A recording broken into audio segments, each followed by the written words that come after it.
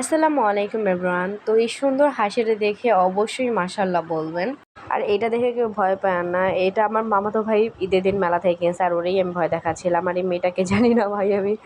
দেন আমি অটোতে উঠে গেলাম কাজিনের বাসায় যাওয়ার জন্য। আর আজকের ব্লগটা হলো মামার জন্য মেয়ে দেখতে যাওয়া। আর সেখানে যেয়ে কী করলাম সেটাই আজকে শেয়ার করব। আর আমার কলেজের টুকরা বোন আমাকে ফুল এনে দিচ্ছে, আমাদের লাগানোই গাছ, কিন্তু এটা কি গাছ আমি জানি না, আর এটা কি ফুল সেটাও আমি জানি না, কিন্তু অনেক সুন্দর লাগতেছিল। হোয়াইট কালারের মধ্যে ফুলটা খুবই সুন্দর ছিল। অ্যান্ড আমি ওকে এই জন্য থ্যাংক ইউ বলছিলাম।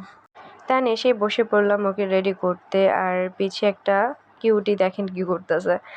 দেন ওকে রেডি করার জন্য আমি তাড়াতাড়ি চলে আসছি। আর ও আমাকে খুবই রিকোয়েস্ট করছিল, আপু তুমি প্লিজ তাড়াতাড়ি এসে আমাকে রেডি করাই দেবা। আমি বলছি ওকে বেবি। আর আমি যেখানেই যাই আমি সবসময় ব্লগ ভিডিও বানাই, বাট আমি ওগুলো এডিট করতে না পারে আপলোড দেওয়া হয় না, আর পরে যে ওগুলো ডিলিট করে দিই আমি ভিডিওগুলো।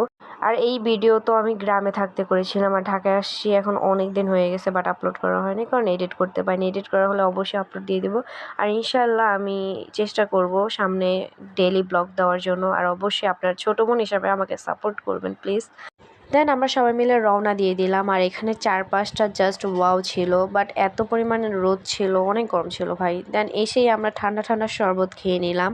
আর তারপরে নুডলস। অ্যান্ড দেন একটা সুন্দর একটা মোমেন্ট ছিল হলো এটা, নতুন বিয়ে মানে খুবই সুন্দর ছিল এটা। দেন শ্যামাই, দেন পিঠা, মিষ্টি, অনেক কিছু। আসলে সবচেয়ে বেশি বড় বিষয় হলো যে আমাকে অনেক আদর করা হচ্ছিল, বিকজ আমি বড় নাতনি, আমার এটা অনেক বেশি ভালো লাগছে।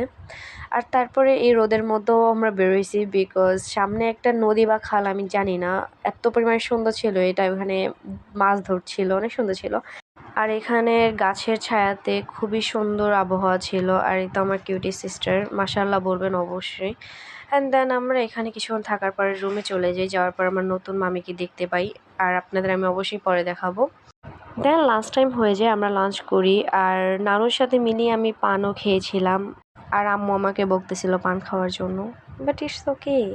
দেন বেখেয়ালিতে কাচের টুকরো আমার পায়ে ঢুকে যায় আর আমার পা কেটে যায়, যে হোক ব্যাপার না।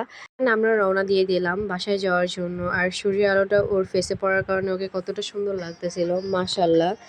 দেন বাসায় যেয়ে আমি আবার বের হয়েছিলাম বাইরে ঘোরার জন্য। তো আজকের ভিডিওটা আপনাদের কেমন লাগছে অবশ্যই কমেন্ট করে জানাবেন, আর আমাকে ফলো দিতে ভুলবেন না। আল্লাহ হাফেজ।